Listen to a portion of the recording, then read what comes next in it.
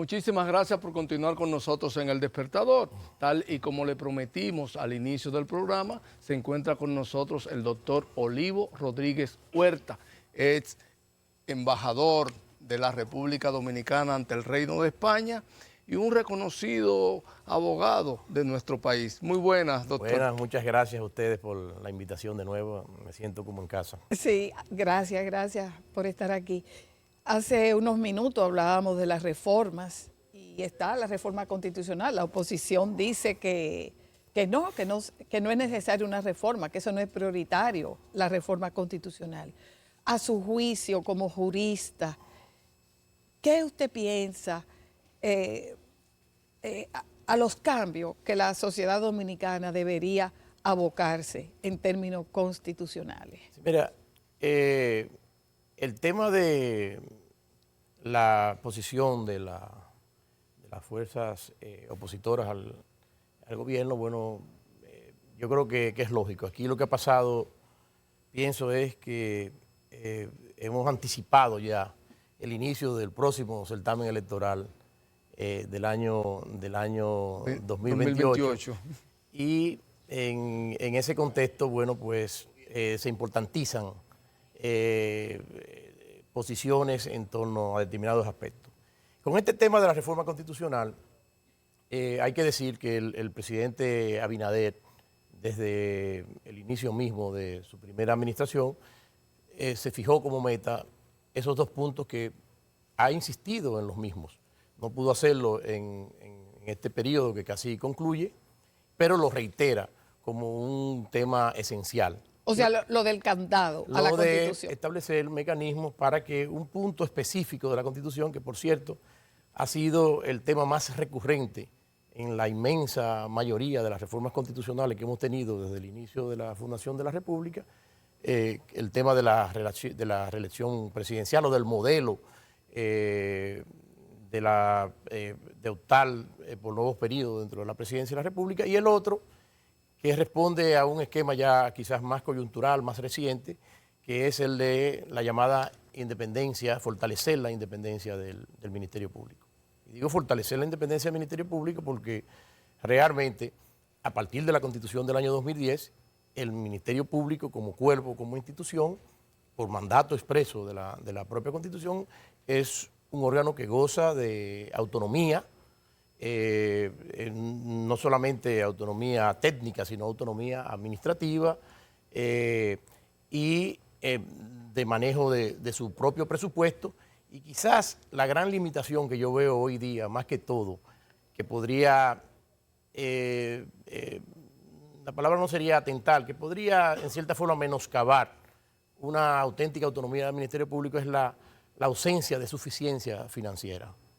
No debemos olvidar de que se necesitan recursos, medios para poder cumplir eficazmente muchas de esas tareas. Y si no se cuentan o si los recursos para poner en marcha los planes que como institución se tienen dependen de la buena voluntad de quien en el sistema constitucional nuestro tiene la tarea de elaborar el presupuesto de la nación, entonces allí no sé. Doctor, desde tiempo hace bastante tiempo, cuando se hablaban de otras reformas, creo que incluso me remonto a los tiempos que doña Milagros Ortiz Bosch estuvo en el Senado y presidía la comisión bicameral para reforma y modernización del Estado y de los órganos de control, se habló y se estableció por ley a fin de garantizar la suficiencia financiera del Poder Judicial, y posteriormente se hizo también eso con el Ministerio Público, establecer unos porcentajes que garantizaran esa independencia. Eso en la práctica no se cumple. Incluso hay sentencias del Tribunal Constitucional que señalan que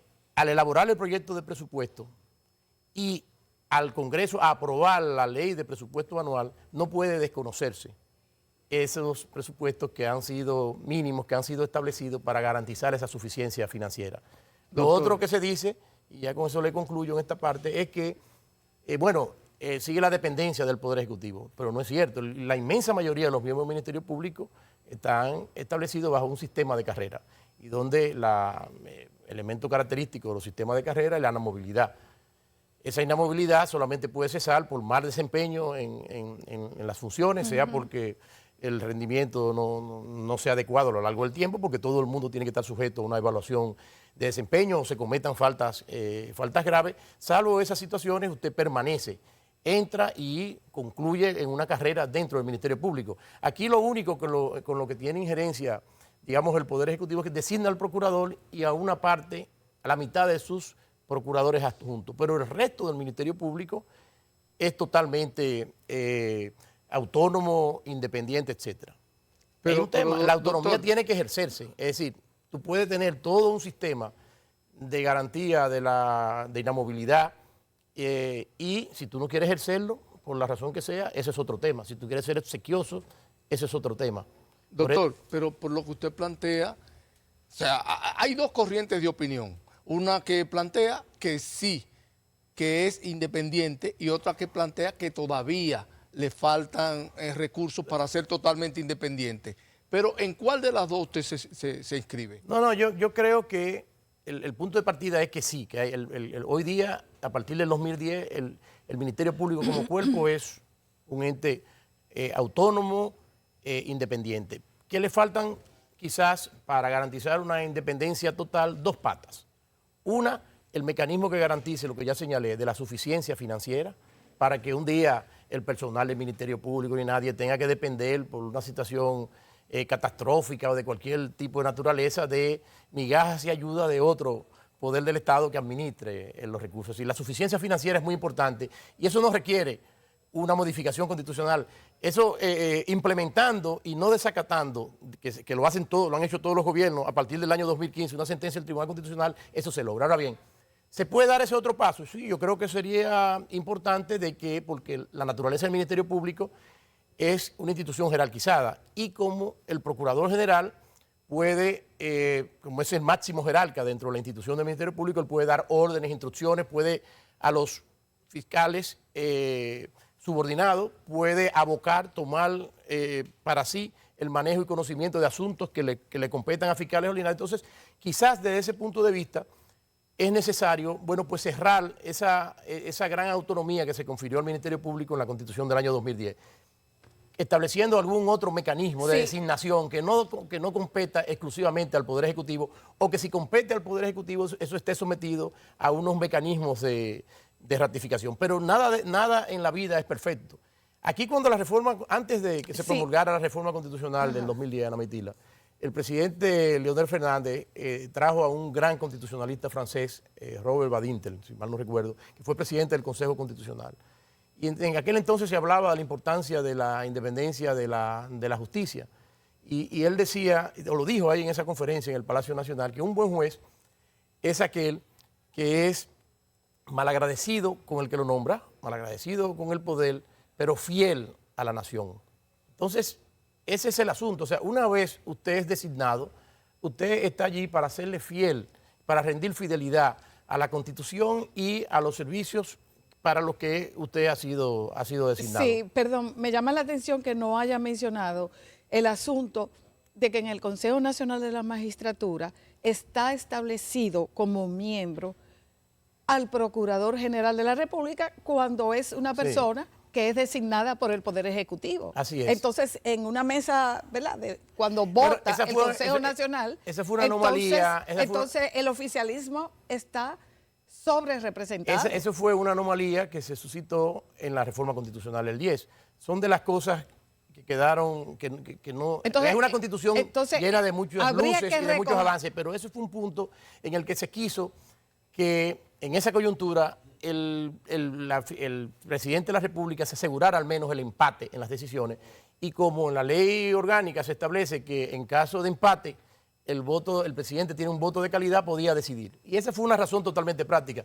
Realmente no debe estar la Procuraduría General de la República en el Consejo Nacional de la Magistratura. Esa sería una de las reformas. Bueno, ese podría ser, un conjunto. Pero el tema para el Ministerio Público, lo importante es quién lo designaría. Es decir, podría ser la eliminación del procurador, que lo designe el Consejo Nacional de la Magistratura él mismo, o que lo siga designando el presidente, pero esté sometido a una ratificación con unas mayorías especiales en el Congreso. Para usted, ¿qué sería lo más práctico?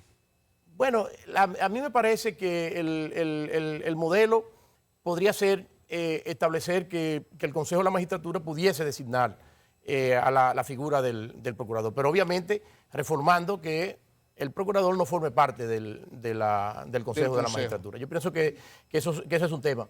Pero podrían haber otras fórmulas, es decir, no creo que haya nada cerrado y creo que, déjeme decirle, hay que saludar, porque al principio, cuando el presidente Abinader planteó eso, decía, bueno, esto es una forma, nunca había desempeñado funciones públicas de importancia. O sea, el presidente Abinader fue político y de político a presidente. Lo menos que fue candidato vicepresidencial, pasó a presidente. Al inicio, bueno, estaban esos aires, se hacían cuestionamientos, que sí, que no, por la coyuntura, pero ya el presidente Abinader no es un novato en el ejercicio del poder, es un presidente que ha trabajado y laborado bastante en estos 4 años, ya conoce cómo se produce la dinámica, ya él sabe muy bien cuáles son los riesgos de garantizar una independencia en una instancia de esa naturaleza. Entonces yo pienso que hay que celebrar, que hay que aplaudir dentro de todo, que en una coyuntura así, él siga insistiendo con ese compromiso original. Yo pienso que eso habría que felicitarlo y darle el voto de confianza. Sí, recientemente un artículo de Flavio Darío Espinal, un politólogo, un reconocidísimo abogado, sí, ex consultor del Poder Ejecutivo. Una de las mentes más brillantes del país, sin duda. Sí, sí. Él estaba planteando de cómo las sociedades avanzan en derechos, sí, a propósito de una famosa boda muy publicitada en las redes sociales entre dos figuras de la sociedad dominicana, del mismo sexo. Entonces, Flavio Darío planteaba una serie de comparaciones de cómo fue avanzando la sociedad norteamericana en términos de derechos, de cuando no se permitía que niños blancos se sentaran en la escuela con un niño negro, etcétera, etcétera, etcétera. Y eso fue casi ayer, como sí, dicen. Exacto. Sí, en mira, 1950. ese es un artículo brillante. Siempre estoy pendiente de todo lo que escribe Flavio. Lo hace siempre con una ponderación y con un equilibrio. Y sobre todo con una gran fundamentación filosófica y sobre base de evolución histórica. Esta sociedad, yo la escribí hace varios años a propósito del tema de la reforma del Código Penal y el aborto.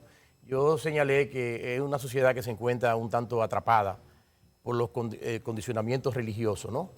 Y por voces altisonantes que hacen en nuestro país del odio, de la cizaña, de la división, su modo de presencia permanente en la vida activa política dominicana, que impiden que una serie de temas que son realidades que se dan en el contexto social puedan encontrar unos cauces adecuados de expresión.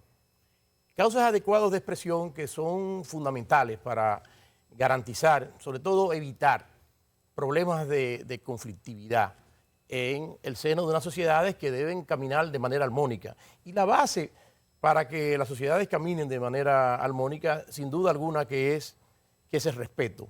Es la gran disposición al diálogo, a la conversación, es explorar a través de los intercambios de ideas fundamentadas, mecanismos que lleven hacia un justo medio, a la búsqueda de un equilibrio donde se tenga como norte algo esencial que lo proclama y lo dice esta Constitución en su base como su fundamento. El fundamento de nuestro sistema constitucional, lo que hemos dicho, nos hemos dado como fundamento de nuestro Estado constitucional, es la dignidad de la persona, el respeto de la dignidad. Entonces, hay una serie de valores que están allí que se desconocen totalmente por una condición, por la condición de que usted sea una persona heterosexual o que no sé, o sea, todo ese tipo de cosas que vienen a incidir. En muchas ocasiones queremos establecer para cuestiones que son universales en términos de derechos en función de si tú eres o no de una determinada nacionalidad. Es decir, hay una serie de cuestiones que, a pesar de que nos reconocemos como personas que queremos ser justas, pero en muchas ocasiones vamos contra la corriente de ese mandato de respeto de la dignidad humana. como también tenemos en nuestra sociedad cuestiones, ustedes lo planteaban en la mesa antes de la entrevista, otro gran valor que nutre todo nuestro sistema constitucional, que es el tema de la igualdad. Y de una constitución que siempre, desde hace muchas décadas, consagra que la República condena toda situación de privilegio que quebrante la igualdad de todos los nacionales. Y en la práctica, ¿qué es lo que vemos? Que todo está articulado para la comodidad de la clase dirigente, para la comodidad de quienes ejercen el poder en cada instante, no de los que están ahora, sino de los que permanentemente están.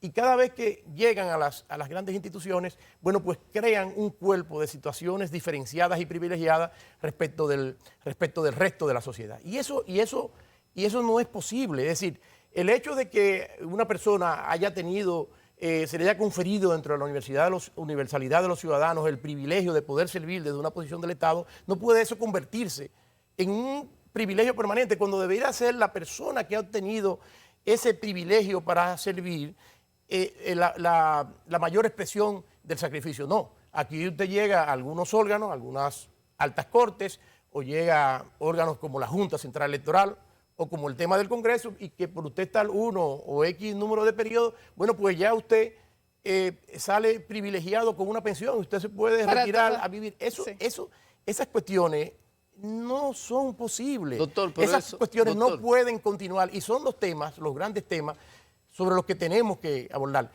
Cuando se habla de necesidad de reforma constitucional. Pero doctor, eso se da mientras el resto de la población tiene que trabajar 30 años. No, uno de los casos más emblemáticos aquí, que todo el mundo conoce, un ciudadano ejemplar, Chanel Rosa Mateo, que trabajó casi 40 años en el ámbito del sector salud, y todo el mundo sabe sus condiciones y tal. Sale con una pensión de 40,000 pesos. Sin embargo, al margen de un ordenamiento jurídico aquí, los presidentes, porque no es el tema, se habló mucho de eso ahora, pero históricamente los presidentes, en las últimas, digamos, 3 décadas, se han dedicado a la tarea de otorgar, al margen de lo que prevé la ley, otorgar pensiones que en algunos casos resultan escandalosas a personas que responde eso a criterios de pura y mera discrecionalidad, cuestiones que están totalmente proscritas por esas disposiciones constitucionales que consagran la igualdad y la condena de privilegio alguno por yo ser amigo, allegado, relacionado, etc. Entonces, aquí hay temas sobre los que hay que reflexionar, sobre los que hay que pensar, y a los cuales sí hay que ponerle verdaderos candados. Sí. Estos temas que tienden sobre todo a generar un cuadro de desigualdad. Bueno, en una sociedad que, si queremos una sociedad cohesionada, si queremos una sociedad que no sea violenta, bueno, eso tiene que hacerse sobre bases justas, sobre bases equitativas, porque sin eso, sin una mínima ética en torno a esos aspectos, no es posible construir una sociedad de futuro. Doctor, pero usted ha señalado la palabra del momento, usted ha señalado la palabra candado. Y justamente en ese sentido el presidente ha hablado de que persigue con esta reforma constitucional que piensa encaminar, ponerle candado para que no se juegue como se ha jugado con reformas constitucionales para permanecer más allá de lo establecido hasta un momento determinado. ¿Cuál es su opinión al respecto? Ahí vuelvo e insisto, creo que el presidente merece un reconocimiento. Él insiste. La palabra de los políticos, no por políticos, sino porque como se ha manejado históricamente, sobre todo siguiendo las lecciones clásicas, maquiavélicas, ¿no? La política muchas veces no solamente es el arte de lo posible, sino sobre todo el arte de la conveniencia, y por ello no se le puede tomar con un rigor absoluto la palabra a lo que dice un político, a lo que promete un político, porque al fin y al cabo terminan dominados por las circunstancias o por los vientos hacia donde el destino lo coloque. Sin embargo, a mí me ha sorprendido, y yo incluso me creo la insistencia del presidente Abinader de que él quiere dejar como legado histórico ser el único presidente que no va a agotar más de 2 periodos, y su compromiso de que una situación como esa se fortalezca. Entonces, El establecimiento de candado, que sabemos que eso vino de la crisis en el seno del Partido de la Liberación Dominicana por la reforma del año 2016, que estableció este modelo de 2 periodos consecutivos y nunca más, que se retomó con esa reforma del 15 al modelo de la Constitución del año 2002, que en el 2010, producto del famoso pacto de las corbatas azules, que incluyó entre muchos otros temas, la posibilidad de que un presidente pueda, dejando un periodo de por medio, volver a postularse con carácter permanente, lo que no podía seguir 2 periodos consecutivos. Entonces, este modelo, ¿cómo poner el candado a eso? No, la situación implicaría, no hay nada que pueda tener un candado absoluto. Ayer o hoy, no recuerdo, salió un artículo muy interesante de Nasser Perdomo en el día al respecto. Tampoco las sociedades pueden crear un asunto en el que ante unos problemas tengamos que salirnos del cauce constitucional para resolverlo. Entonces, aquello de los candados realmente lo que conduce es a dificultar el procedimiento de reforma. Y en este caso quizás hay que esperar cuál va a ser la propuesta. El profesor Antoliano Peralta ya ha hablado que el presidente Abinader la ha encargado. Hay que esperar que socialicen el texto al respecto para ver cuál es la manera, porque va a depender, si implica un procedimiento que conlleve algunas precisiones o cambios al régimen de las reformas constitucionales, es un tema que no solamente basta la aprobación del Congreso, sino que estaría condicionado a un referéndum aprobatorio en el que deben participar por mínimo el 30% de todas las personas que están aptas para votar, ratificar esa decisión de la Asamblea. Sí, porque hay determinados temas que en el sistema constitucional actual que ameritarían o requerirían, adicionalmente a la aprobación por parte de la Asamblea Revisora, el referéndum aprobatorio por parte de la ciudadanía. A propósito de reforma, el otro día la colega Altagracia Salazar recordaba que según la Constitución, la representación política de legisladores, de diputados, senadores, tiene que ir de acuerdo al crecimiento poblacional. Así es. Entonces, si nos llevamos del crecimiento poblacional, ahora mismo tenemos, ¿cuánto es, Diógenes? 190 diputados. Es una cuestión... Entonces, ¿cuántos diputados vamos a tener en el futuro? ¿Vamos a tener 200, 250? O sea, tendremos que construir otro edificio de Congreso para alojar a esos legisladores. Mire, yo recuerdo... Entonces, ¿cree pertinente que se congele o que se le ponga candado, la palabra de moda, al crecimiento de más senadores y más diputados? Sí, eso con toda seguridad. Y además, darle más racionalidad, porque esto es un pequeño espacio. Aquí tenemos... No, algunos plantean incluso que no haya senadores, que nada más sean... que la representación sea diputados. Históricamente, Julio César Valentín ha sido un partidario del sistema... Él promueve del eso. Del sistema unicameral. A los fines los recursos se nos van en mantener a esa clase política. Es que justamente es lo que señalaba ahorita. ¿Cuáles son parte de los graves déficits, de los grandes problemas de la democracia dominicana? Es que es una democracia, es un Estado que está pensado en la comodidad de la burocracia, en la necesidad de los políticos, y no pensado en la gente. O sea, el tema central de un Estado debe estar orientado no a buscar espacios y ampliar los espacios para que la clase política sacie sus necesidades de servir a la colectividad, sino que tiene que estar pensado en función de las necesidades de la gente. Y ese tema es un tema que debe ser objeto de discusión seria, es decir, ¿qué queremos? Vamos a seguir ampliando. En el año 78, yo recuerdo que en el año 79, 80, yo iba con mi padre, que era diputado por la provincia de Altagracia, al Congreso, a la Cámara de Diputados. Recuerdo ahí una de las hermanas de Nasser, que doña Margarita iba con un barrigón grandísimo, allá que cubría la fuente. En aquellos tiempos se discutían los temas de la colegiación de los periodistas, etcétera. Yo presencié esas deliberaciones, Fefe Valera, etcétera, Caunaba Javier Castillo, un grupo.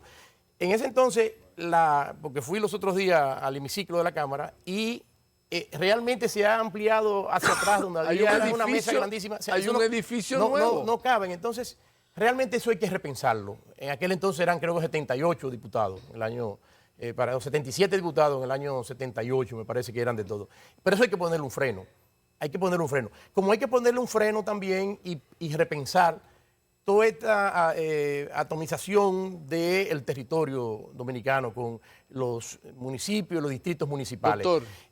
Aquí se están dando cuestiones que Doctor. son una barbaridad. Hace pocos días el ministro de Administración Pública, que es un gran hombre, Doctor. muy comprometido, me sorprendió una resolución donde llegamos al absurdo. Si usted funciona, aquí tenemos dos niveles de administración, la administración nacional y la administración local, que están previstas y recogidas en la Constitución. Incluso los altos cargos de gobierno en la administración local son los directores, los alcaldes y directores de distrito, y son los regidores y las juntas de vocales. Bueno, pero son instancias de gobierno. Se ha dado el escenario ahora de que muchas personas quieren mantenerse cobrando los sueldos en la administración central de gobierno y que entonces dicen, no, pero hagan honorífico lo otro. No, es que son incompatibles. Por natural, hay cosas que no tienen que estar escritas en un texto, ni en la Constitución, ni en la ley. Si usted es parte de la administración local, usted no puede ser parte de la administración nacional. Si usted, ¿por qué? Porque la función que tienen los regidores y las juntas de vocales es hacer una labor permanente de control, vigilancia y fiscalización de sus autoridades ejecutivas. Doctor, nos pero tenemos aquí que ir. Vivimos... Doctor, nos tenemos que Es que ir, el es tiempo pasa muy lamentable. rápido. Pero son muchos los temas. Pero la visa Shehen, ¿está de acuerdo con, Claro, los esfuerzos. con lo Mira, que... el doctor fue de los que más que los trabajó con ese dominicanos- tema. No, mira, al principio yo fui testigo. A finales del año 2018, una visita y un almuerzo que le ofreció el entonces ministro de Relaciones Exteriores de España, Borrell, al ministro de Relaciones Exteriores dominicano, entonces canciller Vargas, acompañado de Aníbal de Castro, que es el embajador a quien corresponde todo ese tipo de gestión en ese momento, porque era la embajada ante la Unión Europea en Bélgica, que tiene sede en Bélgica. Entonces, de los temas que se le planteó allí, fue el interés dominicano. Doctor, brevito. El interés dominicano de acceder. Y el canciller Borrell dijo dos cosas importantes. Uno, hay una que depende muy fácilmente de ustedes, que es el pasaporte biométrico. Eso es indispensable por el elemento de seguridad. ¿Y Y la el otra? otro es que comenzaba ya, dice, el gran problema que tenemos de futuro con esto no es ni con España, ni con Portugal, ni con una serie de países que son muy afines con la República Dominicana y con América Latina en sentido general, sino el gran problema es esta ola antiinmigrante, esta ola ultraderechista que se está viendo, que comenzaba a abrirse paso ahora, que vimos cómo va consolidando y ampliando su presencia ahora a nivel de las instituciones europeas, porque eso necesita la aprobación de todos los estados para poder. No es un tema fácil, pero se están desplegando los esfuerzos, pero no se pueden vender pajaritos e ilusiones para que la gente crea que ya casi está pudiendo viajar al espacio Schengen. Doctor, nos tenemos que ir, Sí. nos tenemos que ir. Pero se están haciendo el trabajo, sé que se lamentablemente. están trabajando con eso. Doctor, Sí, nos tenemos que ir, sí. lamentablemente. Se quedaron pero las preguntas de sí, se quedaron un Guaraguao montón y- de preguntas. Vamos a hacer sí. el compromiso, Y otro. doctor, para Cuando traerlo ustedes lo más gusten, pronto siempre posible. es un gusto venir para, al Despertador. para seguir abordando algunos temas que usted tocó de refilón y otros que se quedaron en carpeta. Con mucho gusto. Y a ustedes no se muevan. Continúen ahí con nosotros en El Despertador. Vamos a una pausa y ya regresamos.